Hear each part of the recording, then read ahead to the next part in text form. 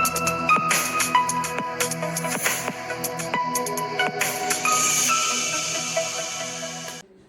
Friends, എല്ലാവർക്കും മറ്റൊരു പുതിയ വീഡിയോയിലേക്ക് സ്വാഗതം. It's me Akhil Sudheesh and welcome to Akhil Sudheesh world. മകളെ കീം 2026 പരീക്ഷ എഴുതുന്ന എല്ലാവരും നമ്മുടെ വാട്സാപ്പ് കമ്മ്യൂണിറ്റിയിൽ ജോയിൻ ചെയ്തോ.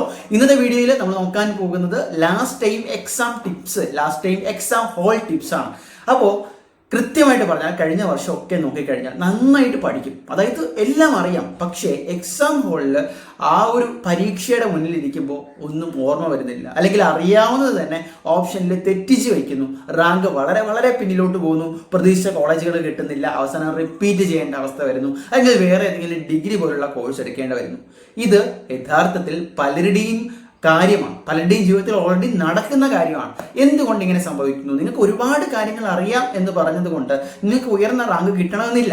അത് നിങ്ങളുടെ SLC +2 പരീക്ഷയിലായാലും കീം പോലുള്ള ഒരു ഹൈ കോമ്പറ്റീറ്റീവ് ആയിട്ടുള്ള എൻട്രൻസ് എക്സാമിലും ശരി.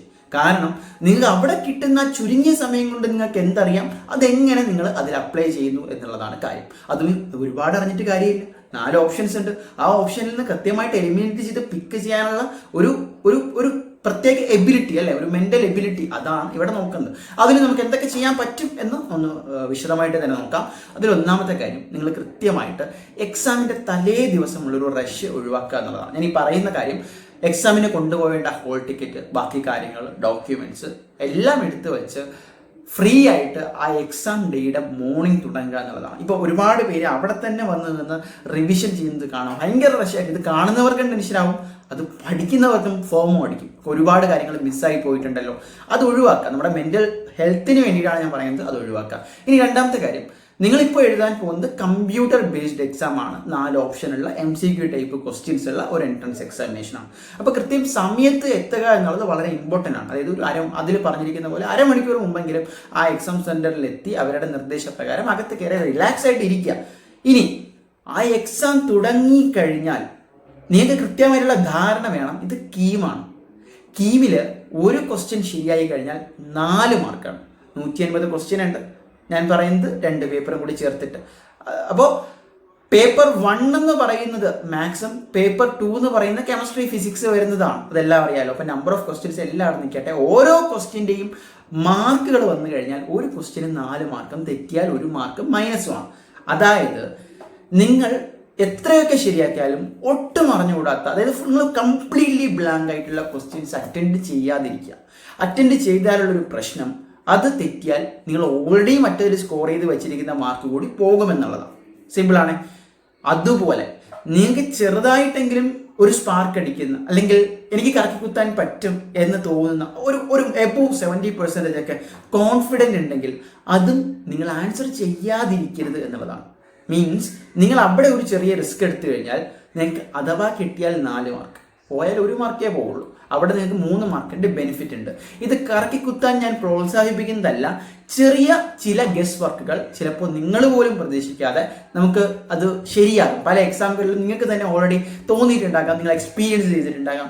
അങ്ങനെ ഒരു ഗസ് വർക്ക്, ഒരു സ്മാർട്ട് ഗസ് വർക്ക്, സിമ്പിളായിട്ട് പറഞ്ഞാൽ ഒരു സ്മാർട്ട് ഗസ് വർക്ക് കീമിൽ എഫിഷ്യൻ്റ് ആയിട്ട് ചെയ്തു കഴിഞ്ഞാൽ നിങ്ങൾ വിചാരിക്കുന്നതിനേക്കാളും ഒരു പടി മുന്നിൽ കീം സ്കോർ ബിൽഡ് ചെയ്യാൻ നിങ്ങൾക്ക് പറ്റുമെന്നുള്ളതാണ്.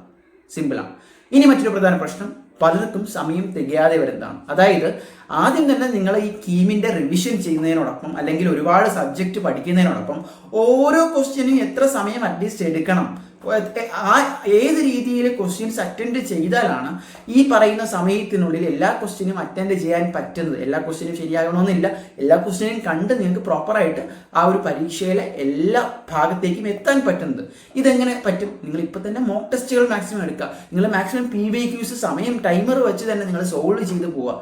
എങ്കിൽ മാത്രമാണ് നിങ്ങൾക്ക് ഇനി എത്രയൊക്കെ അറിയാമെങ്കിലും ഈ ചുരുങ്ങിയ സമയം കൊണ്ട് നിങ്ങൾക്ക് അത് ഓർത്തെടുത്ത് കൃത്യമായിട്ട് ഇനി അറിയില്ലെങ്കിൽ പോലും എലിമിനേറ്റ് ചെയ്തുകൊണ്ട് റൈറ്റ് ആൻസറിലേക്ക് എത്താൻ പറ്റുമെന്ന് മനസ്സിലാവും. ഈ സ്മാർട്ട് ഗസ് വർക്ക് ഞാൻ പറഞ്ഞത് സിംപ്ലി എലിമിനേറ്റിംഗ് ആണ്. ഒരു 4 ഓപ്ഷൻ ഉണ്ട്. ഓരോ ഓപ്ഷൻ നമ്മൾ പഠിച്ചതിൽ ഒട്ടുമല്ല, ഓക്കെ, മാറ്റി നിർത്തുക.